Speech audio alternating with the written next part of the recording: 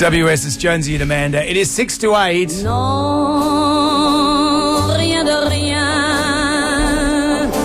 Non. I wish you were in our studio with us right now. You can watch Manu attempting to mime very badly to that Edith song. Piaf. Oui, oui. Manu, My Kitchen Rules is going from strength to strength. We are down to the final 5. Hello, how are you? Not too bad yourselves. Very well, good. thank you. Good, Of good. all the contestants that have gone, because I am addicted to this show and you get your favourites and they go, who are your favourites that have had to go? I had a little soft spot for mum and son. I did say on the show as well, they just reminded me of me and my mum when I was 18. And I don't know, they was just so genuine and I worked so hard together. Mum just kept on crying because she fell at cooking. With the churros, which she said I always make all the time, and here they are. I know. But under the time constraints, is it realistic, if you were in your kitchen, is it realistic to make a lot of these dishes under the time constraints? Because like last night's thing with the oxtail and blah, blah, it's almost physically impossible to cook that in that time.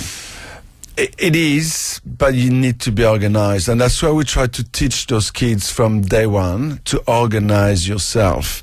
And, at the beginning, they always think that they've got to start with the entree and then main and then desserts. It doesn't work like this in a kitchen. Sometimes you have to do the dessert first by the time it sets, or you have to put the oxtail on first and so on. That's how you need to organize yourself. Whatever takes the longest needs to be the first done. So it doesn't matter if it's entree, main or dessert. You know what I'm saying? So that's what happens. They do entree and they concentrate on the entree and then they get the entree out and they go, oh, we haven't done anything for main now. When something could have been done for main. Right. And when you're in their own private kitchens at the beginning, you see that happen again and again and again, that you're waiting 3 hours for your meal. Yeah, and that's the beginning of the show. That's the easy bit. That's where they should listen to our little critiques, because they're cooking lessons in some ways. So we get them ready for the challenges or for the studio filming. It's like that's why whoever listens, whoever works hard at it, ends up at the end. That's what it's about. If you work hard at it, you end up there at the end. It's like because they state the obvious on that show. Oh, it's always like, and we'll do a role play. Okay. Amanda, you're the mum, all right. I'm the son. No. Look, if I can't get this fillet of fish and okra handbags finished in time, we'll be going home. and you know what? We're not ready to I'm go not home. ready to I'm go not ready home. to go home. If I had a drinking game where someone said, if I don't get this right, I'm going home, and I'm not ready to go home, I'd be Oliver Reed. Or those Queensland, what about those Queensland guys who was, well, if we don't do this right, We're on we'll that be the silver big bird back to Queensland and we'll be there in Queensland, loving it. But do they cast the people for that? Do they, when they look for contestants for this show, do they say, right, we want a mum and a son, we want Someone with crazy eyes and big hair. Big hair and lots of gum. We want to, and excuse the pun, but we want to create a great recipe. And we need to have all these ingredients to make it work. So And it's sometimes nice and some of the tasty, ingredients have to be a bit unpalatable. That's right.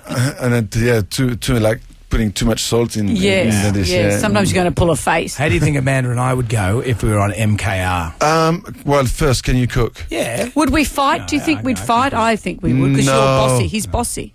No, you've been working too long together. Yeah. You just... Do you fight on the show here? Very much so. Oh, great. Okay. And he once hit me on the backside with a wooden spoon and I burst into tears. Yeah. It's on YouTube. Under spanking.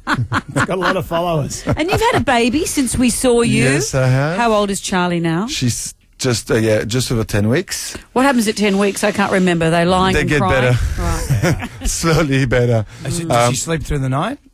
She sleeps. She wakes up once. Right. So she does she goes to bed 7, wakes up about 2.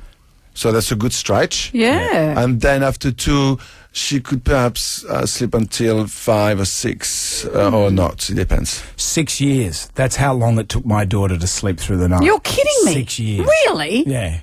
And she's turning 18 next week. She still drives me crazy. Really? My children learnt to sleep like they were in the army. I'd handball them into bed from the door and they'd get on with it. You set them off to national service. They'd pretty much land and 6 years. sleep. Don't be dispirited. No, I years. don't think it's got anything to do with the kids. I think it's the parents.